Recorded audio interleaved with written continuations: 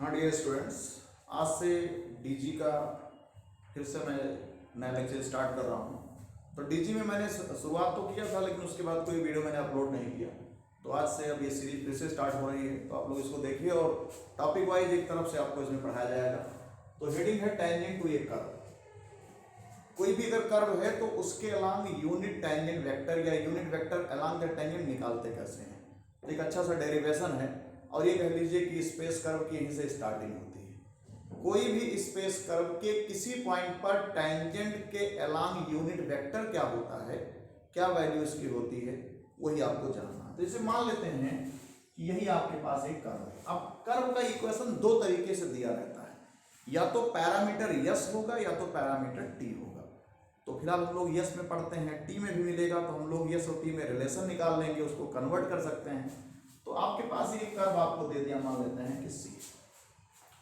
अब क्या किया जाता है कि इस कर्व के दो जो है नेबरिंग पॉइंट्स हमने ले लिया, एक पी हमने मान लिया और एक क्यू मान लिया, और इन पॉइंट्स का किसी फिक्स ओरिजिन के रेस्पेक्ट में पोजीशन वेक्टर मैंने मान लिया। एक का आर कह दिया पोजीशन वेक्टर, और दूसरे का मैंने आर प्लस डेल्टा आर कह दिया, क्योंकि नेबरिंग पॉइंट है इस वजह से।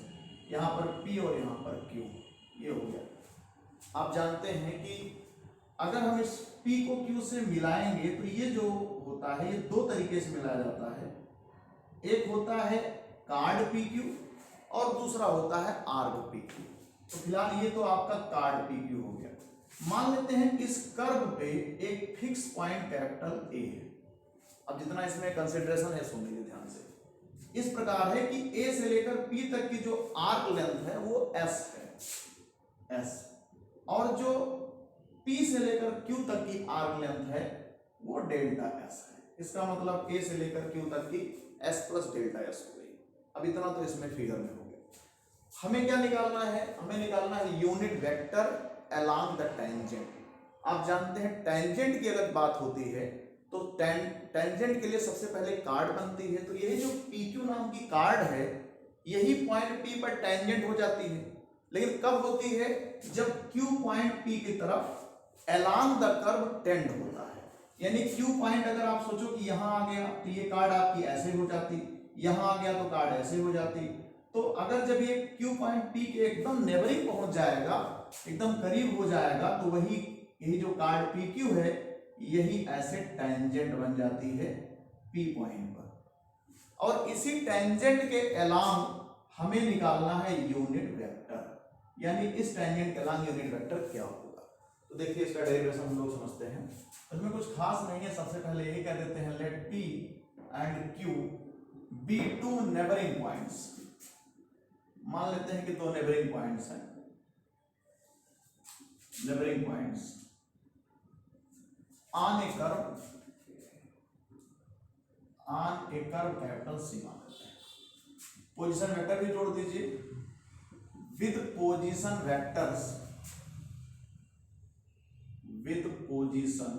वेक्टर्स, एक का मान लेते हैं R है एंड दूसरे का है R plus del R respectively.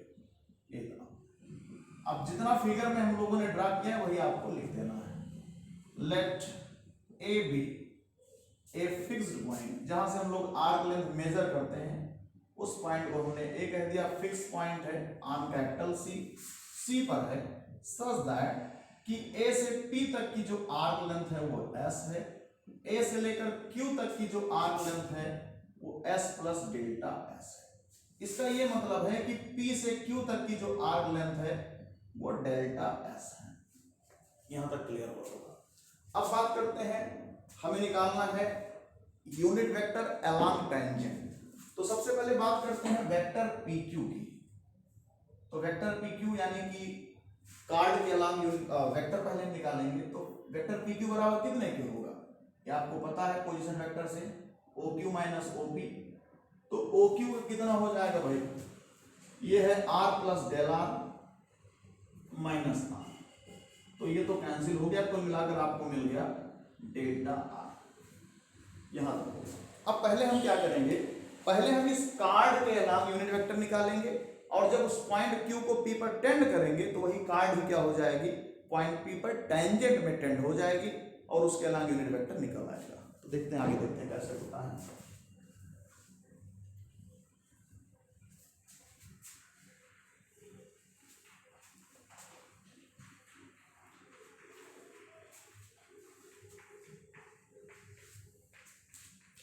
Therefore, unit vector along chord PQ, chord PQ के along यूनिट वेक्टर, आप जानते हैं यूनिट वेक्टर निकालने का मतलब vector PQ upon mod of vector PQ। ये हो वेक्टर PQ की वैल्यू है डेल्टा आर, और इसको आप कह सकते हैं, इसकी लेंथ है तो ये chord PQ आप लिख सकते हैं। अब यहाँ पे एक छोटा सा बुरा भाग होता है, हमने यहाँ डेल्टा एस माने कि इसकी आर्क से मल्टीप्लाई किया, और चलिए उतने से ही डिवाइड भी कर देते हैं, तो इसकी बजाय यहाँ लिख देते हैं आर्क पी क्यू। देखो दोनों सेम है, अपान card P Q.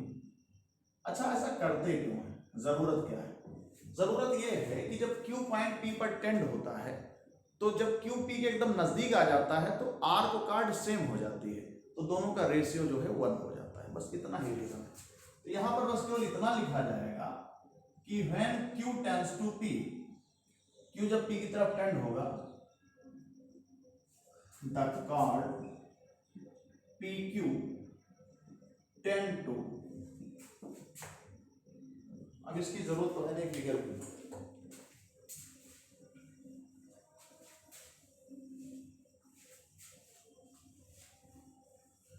Tend to tangent at P, P पर किस पे कन्वर्ट हो जाएगा, टेंजेंट पे, और हमें निकालना भी क्या है, unit vector along the tangent. तो therefore unit vector along tangent, यही आपकी हेडिंग भी थी, अलोंग टेंजेंट। तो इसमें कुछ नया नहीं होना, यहां लिखा जाएगा लिमिट, आप यहां लिखेंगे Q टेंड्स टू P, आगे क्या हो जाएगा, बस वही जो वैल्यू आई हुई है, delta R by delta S, आगे लिखा है आर्क पी क्यू अपान कार्ड पी क्यू। एक अच्छा डेरिवेशन है, पेपर में डेरिवेशन भी आपकी पूछा जाता है। आप जानते हैं जब क्यू पी की तरफ टेंड होगा तो डेल्टा एस भी 0 की तरफ टेंड होगा। तो ये लिमिट आपकी दो तरीके से, देखिए हम इसको लिख दे रहे हैं, एक हमने लिखा डेल्टा एस टेंडिंग टू 0 इसके लिए, और दूसरा तो ऐसे ही limit Q tends to P arc PQ by chord PQ इसके लिए। अब आप जान रहे हैं कि जब Q P की तरफ टेंड होगा, इसका मतलब दोनों बहुत नजदीक हो गए। ये तो बन गई डेरिवेटिव की डेफिनेशन। आप जानते हैं यही होता है dr बाई ds की वैल्यू, और ये रिजल्ट आपका हो गया 1, यानी यही आ गया dr बाई ds।